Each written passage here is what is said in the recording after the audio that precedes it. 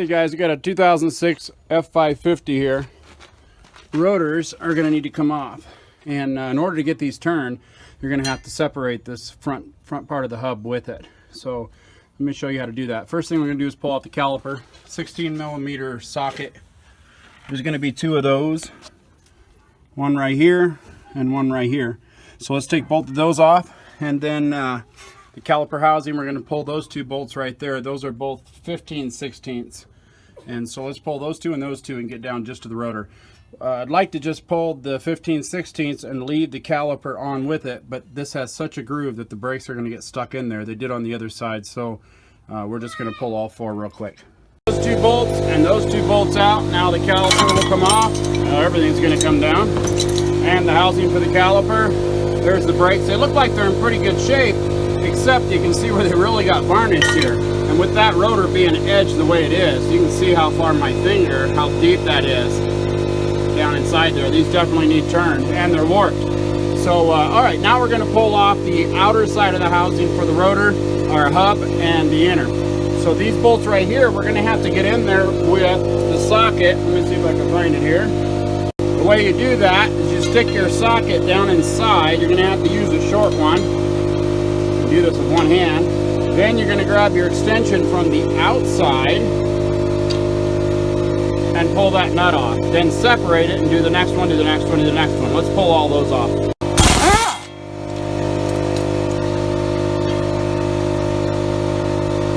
One at a time. Okay, got all those off, so now it's just a matter of beating on it. See it separating right through there?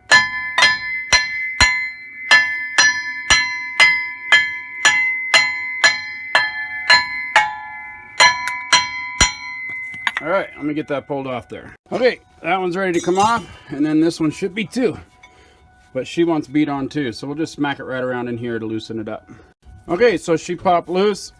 Now we can take it off, take it down, get it turned, get our new brakes, and I'll show you how we're gonna install those. Okay, so the other rotors could not be turned. They were too far gone. So we're gonna put new rotors on it. So at this point, you wanna go ahead and grab a can of brake clean, and we're going to clean this whole area before we put the new one on. So let's just spray it down. Let's get ready to reassemble this. Okay, so set your new one up there, or your cut one up there, your turned one. And now we'll spray this outer part of the drum real quick, and we'll set it on there and put the nuts back on. Set that up against there, put the nut on. Let's run those around, tighten them up. You got that all snugged up. He's doing the other side. Now we'll go ahead and bolt this up there. Those two really long bolts right there. So let's put those on.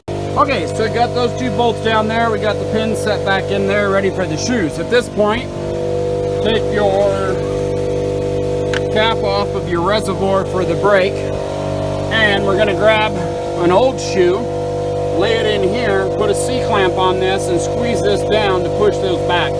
Go nice and slow, and let the fluid go back and fill back up the reservoir. Don't want to top off the reservoir before you do this job, because then you'll overflow. We're going to push that back in there because that distance that got used up, we added fluid, then when we push it out, it's going to overflow. You get it. So let's get a C-clamp here, and we'll put an old shoe on there and stretch that back. Okay, just like that, we're going to set the shoe in there and the clamp, and then we're going to tighten this down slowly, pushing these pistons back in there. And again, that's going to force the fluid back up in there. This way we don't have to bleed the brakes. Okay, there we go. Now both pistons are down all the way. All the fluid went back in the reservoir. Went nice and easy when we did that. And so now we're ready to put the new shoes on. Out with the old, in with the new, and let's get that lined up. Okay, and the new brakes are going to come with the new clips, so we can go ahead and pull those off. They just snap out, just like that, if they didn't already fall off on you. Those slide out. Those somehow slide out. Let's grab the new one here, and it is going to sit right up in there. Just give her a push and try to get it to snap. I might have to use two hands here, but let me see if I can get it up there. Well, let me get these on real quick. Okay, now the back side of your new brakes, just on this tin here to keep the squealing down, you're going to put a little grease. just wipe her over top that, mainly the pins right there, well, not that one, but that one and that one. And then just put a really thin super layer here. Make sure that you don't get this on the other side of the shoe when installing it. Keep your hands clean on the other side, because you don't want the brake to slide, of course. And now we'll slide them onto our attachment here for the caliper. You're going to lift up on the tab just a little bit when you go down with it, and it'll shove right up against the rotor. Now we'll put the back side on. Clamp to hold it. This is in place. Now we can rotate these around and stick them in. You can actually pull that out, stick it into the hole, like so. Stick it into the other hole. Maybe, I don't know if I can do this with one hand. Like so. And then rotate it down and push it into place. Just like that. That's the easy way to do it. Holding it, stick one in the hole, bend this around. This is one hand. It's easy to do.